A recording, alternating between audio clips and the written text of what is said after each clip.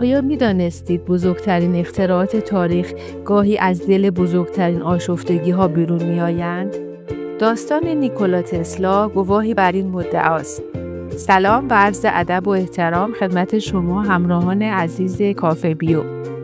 نیکولا تسلا، مخترع و مهندس برجسته آمریکایی سرب، در تاریخ 10 ژوئیه 1856 در روستایی کوچک در کرواسی فعلی که آن زمان بخشی از امپراتوری اتریش بود متولد شد.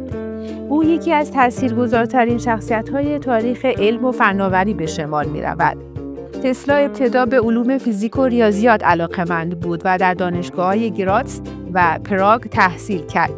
با استعداد خارق‌العاده‌اش در حافظه بصری و توانایی تصور پیچیده‌ترین دستگاه‌ها بدون نیاز به طراحی، تسلا به سرعت به عنوان نابغه‌ای کم‌نظیر شناخته شد. نیکولا تسلا بیش از 300 اختراع ثبت شده دارد که از مهمترین آنها میتوان به جریان متناوب اشاره کرد که ستون اصلی انتقال برق در جهان مدرن است. مخترع اصلی رادیو را نیز تسلا می‌دانند. او همچنین در زمینه‌هایی مانند مخابرات، بیسیم و حتی ایده‌های اولیه مرتبط با انرژی رایگان و انتقال برق از طریق هوا فعالیت کرده. تسلا مدتی برای توماس ادیسون مخترع جریان مستقیم کار کرد، اما بعداً اختلافات جدی بین آنها شکل گرفت که به نبرد جریان‌ها مشهور شد. تسلا با حمایت جورج وستینگهاوس سیستم جریان متناوب را معرفی کرد که به دلیل کارایی بالاتر به استاندارد جهانی تبدیل گردید. هنگامی که ادیسون بسیار پیر و در آستانه مرگ بود، اظهار داشت: با نگاه به گذشته، بزرگترین اشتباه زندگیم احترام نگذاشتن به شخص تسلا و کارهای او بود. تسلا پس از اینکه بیشتر ثروت خود را برای پژوهش، آزمایش‌ها و اختراعاتش صرف کرد، در فقر و انزوا در هتل‌های ارزان قیمت نیویورک زندگی می‌کرد و قادر به پرداختن صورتحساب‌های خود نبود. عاقبت نیکولا تسلا در ژانویه 1943 در نیویورک درگذشت. پس از مرگ تسلا، نه تنها نام او بلکه اختراعات، طرح‌ها و ایده‌های او رو به فراموشی بودند، تا اینکه در سال 1960 در کنفرانس عمومی وزن و اندازه‌گیری به پاس خدمات او یکای چگالی شار مغناطیسی در سیستم SI به نام تسلا نامگذاری شد. و اما آشفتگی‌های روانی تسلا و تأثیر آنها بر اختراعاتش. وسواس و دقت، دو روی یک سکه. تسلا به طور وسواسی به عدد 3 علاقه داشت. او کارهای روزمره خود از جمله شستن دستها را معمولاً 3 بار تکرار می‌کرد. همچنین گفته می‌شود که پیش از ورود به یک ساختمان یا اتاق 3 دور اطراف آن می‌زد. این رفتارهای تکرار شونده ممکن است نشانه نوعی اختلال وسواس فکری عملی باشد.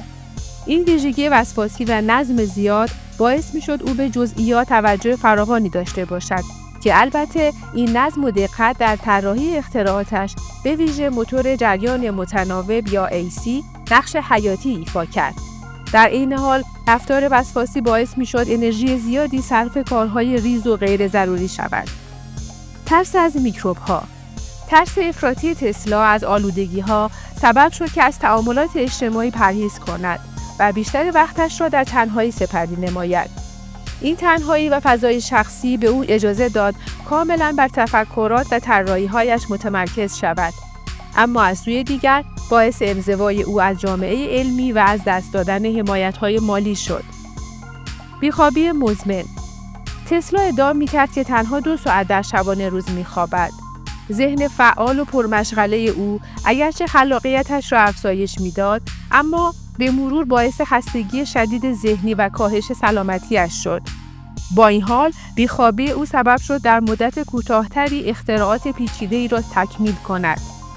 رفتارهای انزواطلبانه. تسلا بیشتر عمر خود را در انزوا سپری کرد. او هرگز ازدواج نکرد. می گفت خویشتن‌داری‌اش برای توانایی علمی وی بسیار مفید بوده است. یک بار در سالهای اولیه گفته بود که احساس می‌کند هرگز نمی‌تواند به اندازه کافی شایسته زنی باشد، زیرا زنان را از هر نظر برتر می‌داند. عدم ازدواج وی باعث شد که وقت بیشتری برای تمرکز بر ایده‌هایش داشته باشد اما از طرف دیگر انزوای شدید باعث بی‌توجهی جامعه به اختراعات بزرگ او و از دست دادن فرصت‌های همکاری شد. اما وقتی تسلا درگیر زندگی اجتماعی بود، بسیاری از مردم درباره تسلا بسیار مثبت و تحسین برانگیز صحبت می‌کردند. رابرت آندرو جانسون تسلا را مردی شیرین، دارای خلوص نیت، فروتنی، ظرافت و قدرت توصیف می‌کند. منشی وفادار وی، دورتی اسکریت می‌نویسد او همیشه لبخند به لب داشت. نبوغ و سخاوتش با شخصیت نجیب‌زاده‌ای که در قلب او ریشه داشت مشخص می‌شد. توانایی خارق‌العاده در تجسم ذهنی. توانایی تجسم دقیق و سه‌بعدی تسلا که به نوعی با نبوغش گره خورده بود، به او اجازه داد طرح‌های پیچیده را بدون نیاز به پیش‌نویس کاغذی در ذهن بسازد. اما این فعالیت ذهنی شدید اغلب او را خسته یا مضطرب می‌کرد. نیکولا تسلا نابغه‌ای بود که با چالش‌های روانی دست و پنجه نرم می‌کرد. داستان او به ما یادآوری می‌کند که نبوغ و آشفتگی می‌توانند در کنار هم وجود داشته باشند. او امروز به عنوان نمادی از نوآوری و آینده‌نگری در دنیای مهندسی و فناوری شناخته شده است.